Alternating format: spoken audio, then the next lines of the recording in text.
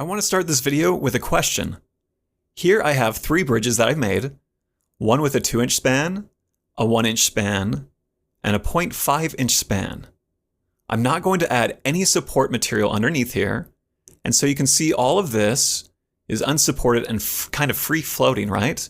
So the question is this: which of these 3 bridges is actually going to be able to print without supports? Because physically, the printer should be able to bridge some gaps as it's real life, and the filament will drag across these 2 posts like that.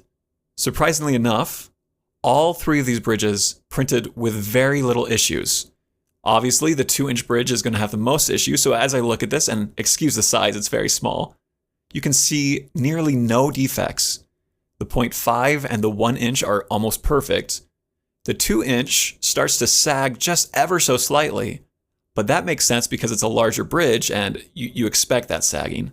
On the bottom, you can see a little bit of the separation of the layers, but generally speaking, all 3 of these bridges printed without problem.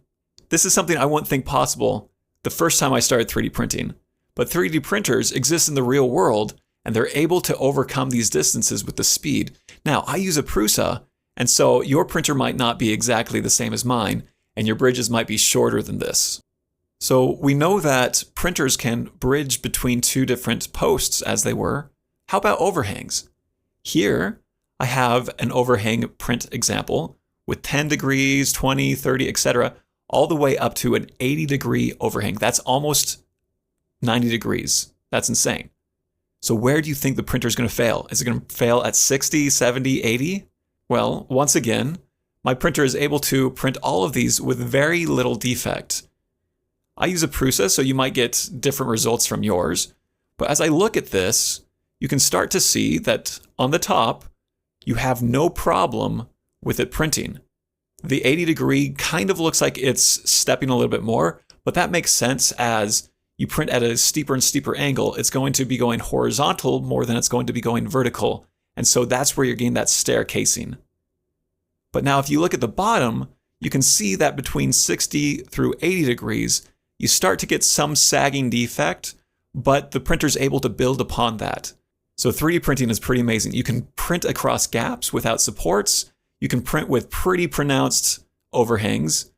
But the last consideration I want to talk about is tolerances. What I mean by this is oftentimes you want to connect 2 different objects together so that they're kind of bound with a peg or an insert key or slot.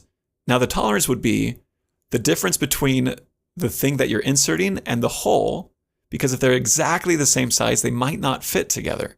But if it's too big, then it'll be too loose. So what kind of tolerances does a 3D printer have? Again, this is going to change from printer to printer. I use a prusa, and so my tolerances may be different if you're not using a prusa. Here, I found a tolerance test that I got on the website Printables. If you're unsure, Printables is a free repository with a bunch of 3D printable files that you can get for free. So what this model does is it tests tolerance. Here I have a peg, and then each of these holes is slightly bigger than the peg. So if it says 0.1, that means that the diameter is 0.1 millimeters bigger than the peg. 0.4 would be 0.4 millimeters bigger, and 0.0 would be it's the same size as the peg. And I went ahead and printed these out and found something quite remarkable. My tolerance was 0. At 0, it binds almost perfectly. Now with that being said, 0.1, meaning 0.1 millimeter change in diameter from this hole to this peg, also works. Everything else was too big, and as I had tolerances 0.2 to 0.4, you could see that the peg would just fall out. And so every machine is going to be different, but for me, I like to have a tolerance of 0.05 millimeters, meaning the peg and the insert need to be 0.05 millimeters difference from one another in diameter. This concludes this video, and even though we only looked at a few considerations, these 3 considerations, namely bridging, overhangs, and tolerances, are very useful, and we'll be able to use this understanding as we look at other videos. I would encourage you to try the homework in this chapter, as it will help practice everything that you learned, and it'll be useful across everything that you do with 3D printing and Blender.